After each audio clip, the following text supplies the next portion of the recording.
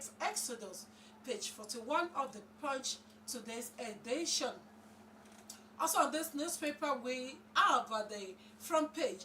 Al-Qaeda intervened to save me from Abacha's gulag, former President Obasanjo. The story is on page 40. Again, 60 civilians killed as now bombs some Vera bandits. The story is on page 8. And at the front page of this newspaper, California fire, Trump blames leaders for poor response as 16 killed. That story can also be found on page 2 of the Punch newspaper. APC, opposition deba on INEC's 125 billion naira's budget request, page 40.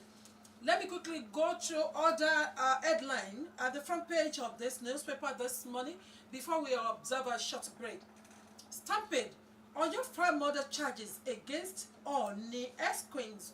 All this, the story is on page 19. Ogun housewife stabbed husband to death for alleged infidelity, on page 4. And finally, featuring at the front page of the Punch newspaper this morning is 80th anniversary GCU to honor China's TV.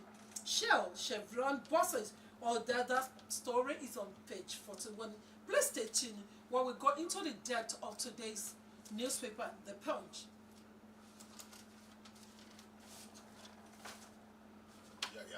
Hey, Lenny. Coach, hey, Lenny.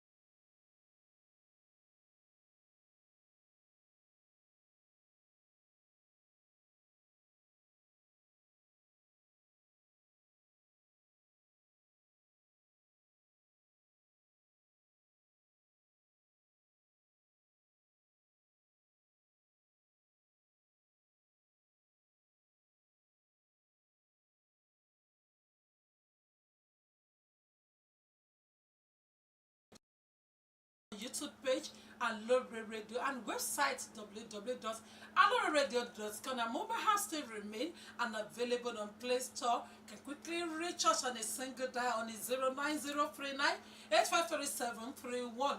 You're welcome once again. The leading story is on page 2 of the Punch newspaper. PDP factional secretary set for showdown, vote to resume today.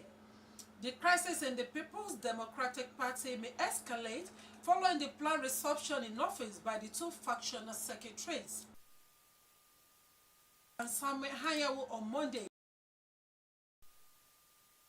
Hayawu informed this newspaper in a separate interview on Sunday that they will return to their duties at the PDP national headquarters, Wadeza Plaza, Abuja, today. The Court of Appeal Vemukoye as the PDP National Secretary in a recent judgment, but the erstwhile scribe Hayawu refused to accept the verdict, insisting that he is still the recognized party secretary. The development has further polarized the party, with top officials supporting either of the two men. Finding revealed that the development has been divided within the National Working Committee, with at least 12 NWC members and some governors currently supporting Ude Okoye, while others remain loyal to Hayawu. The opposition party had been embroiled in the crisis since the 2023 election, with many party members blaming the acting national chairman Umar Damagum and Ali, a former Rivers State Governor Nyesom Hiwike, for the tumult. The crisis has had a significant impact on all levels and structures within the party. The latest crisis started in 2023 when the Southeast Zone nominated Udo Okoye, a former national youth leader, to replace Anyanwu after he was selected as a party candidate for the Imo State governorship election. You can read more about that story on page 2 of the Punch newspaper. Right now on page 4. Legal chief priest nabbed for trafficking 40 FT stonks trailer. The operative of the National Drug Law Enforcement Agency lab arrested a traditional chief priest of the Igunuko Shrine, Barry Aloore, in the Alpha Beach area of Aja, Lekki, after a 3-month manhunt. Barrow, also known as Malo, was apprehended following the recovery of 2,760 kilograms of stock from a shrine on October 25, 2024. A statement on Sunday by the agency's spokesperson Femi Babafemi said while 2 of his accomplices had been arrested, charged, and convicted last year, the NDLEA revealed that Barrow was the leader of the drug syndicate operating from the shrine. He said in Lagos, the traditional chief priest of the Guko Shrine, Alpha Beach, Aja, Lekki, where 2,760 kg stones was recovered on October 25, 2024. Barry Ali alias Malo has been arrested by the NDLEA operatives after over 3 months of manhunt for him. You can read more about that story on page 4 of the Punch newspaper. Right now, on page 8. Again, 60 civilians killed as NA air bombs some very bandits. No fewer than 16 vigilantes were reportedly killed in an airstrike in Kakindawa village, Marada local government area of Samvera State.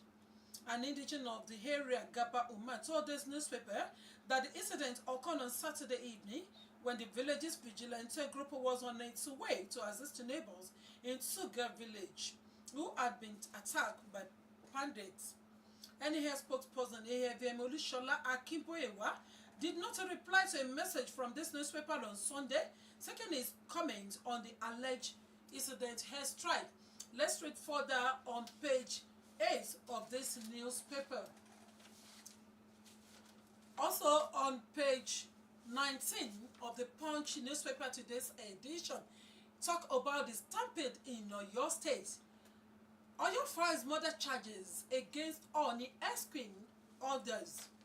The Oyo State government has filed 8 counts bordering on murder and manslaughter against the ex-queen of the Oni of Ife, Naomi Shilakonla, the proprietor of an Ibadan-based radio station, Oriyomi Amzat, and the principal of Islamic High School Bashorun Ibadan, Abdullahi Fesase, over the December 18, 2024 front face stampede, during which 35 children died. The charge sheets marked 1/056/2025 cited by the correspondent of this newspaper on Sunday was filed on Friday, January 10, 2025, before the Oyo State High Court in Ibadan. The Oyo State government was listed as a complainant, while Shilekonla, Amzat, and Babatunde were named as defendants. In the 18 count, the government accused the defendants of conspiracy of commit a felony for which murder, manslaughter, conspiracy to commit an offense, to wit, criminal negligence and criminal negligence. Let's read further about that incident on stampede of December last year on page 19 of the Punch newspaper. Still remain on the page. Ayedatiwa pardons 40 prisoners on 68th birthday.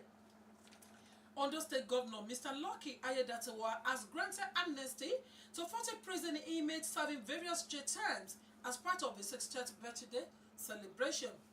In a statement issued on Sunday by the Chief Press Secretary to the Governor, Mr. Ebenezer Adeniyo, it was revealed that the Governor's decision was announced by the State Attorney General and Commissioner for Justice, Dr. Kayode Ajulo Esehed, who also served as the chairman of the Advisory Council on the prerogative of mercy in the state. Adeniyo said, and I quote, In a poignant act of compassion commemorating his 68th birthday, Ondo State Governor Honorable Lucky Orimiso Ayedatiwa has extended the hand of mercy to 40 convicts, a decision that reflects a proven commitment to rehabilitation and transformative power of second chance. He quotes, and I read further, "This noble initiative emerged from recommendation brought forth by the Advisory Council on the Prerogative of Mercy, underscoring the governor's dedication to fostering a justice system that prioritizes reform over retribution. Among the fortunate beneficiaries, 50 convicts will experience the proven relief of outright release effective from January 12, 2025. End of quote. You can read more about that favorable news on page 19 of the Punch newspaper. I'll quickly observe a short break. Please stay tuned.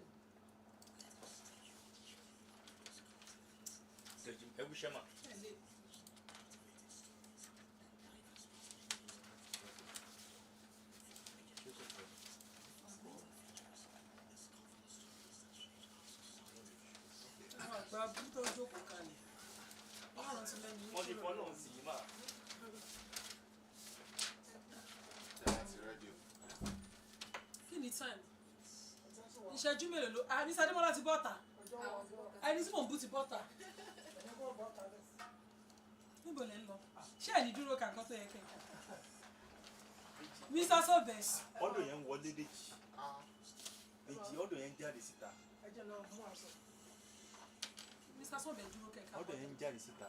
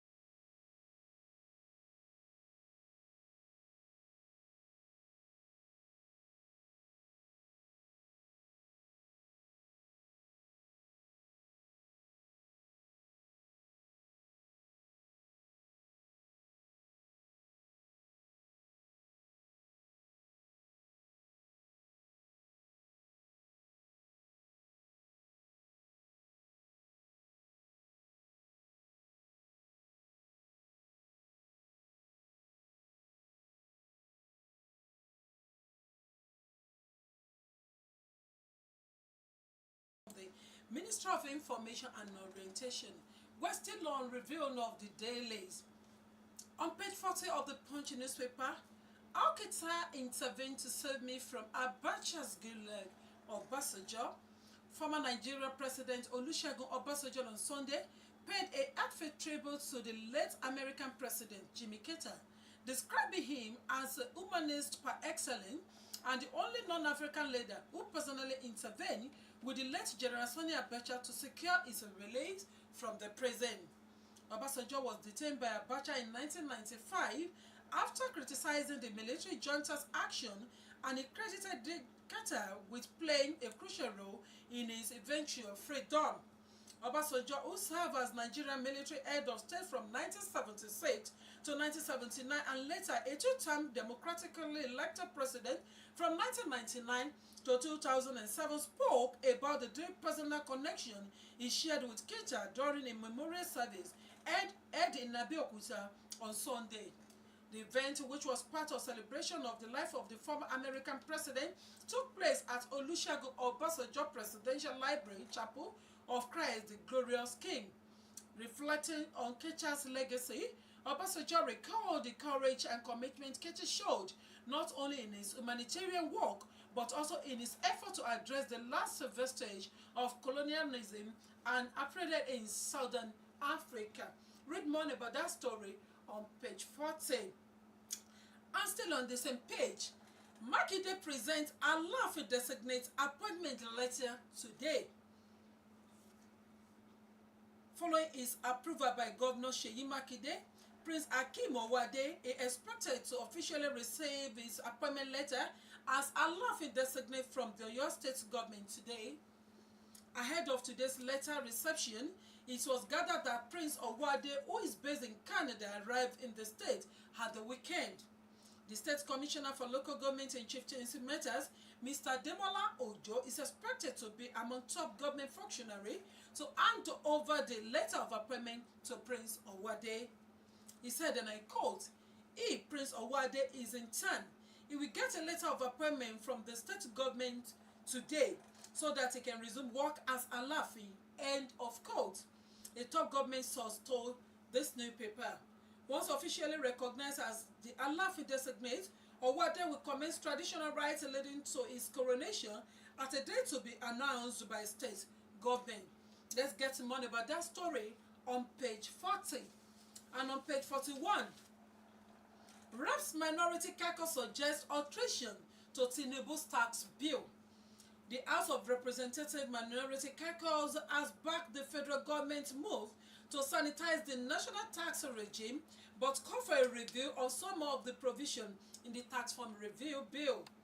Recall that on September 3, 2024, President Bola Tinubu transmitted 4 tax reform bill to the National Assembly for consideration following the recommendation of the Taiwo Oyedele-led Presidential Committee on Fiscal Policy and Tax Reforms.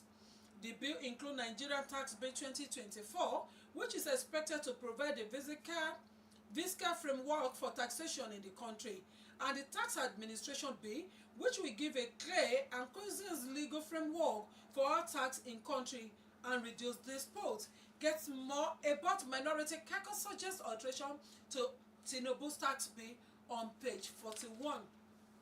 Before I go, let me quickly gist us about what is going on in the caucus of sport for today. On golf, Ozaze reveals Nigerian Olympic dream. The former Super Eagle forward Ozaze Odewinge is dreaming of seizing Nigeria's flag in the game of golf at the Olympic as he continues his rise in his new professional path with the hope of returning to the global sporting stage, this newspaper reports. Ozaze became a professional golfer in 2019 and graduated from the Professional Golfer Association School in June 2024.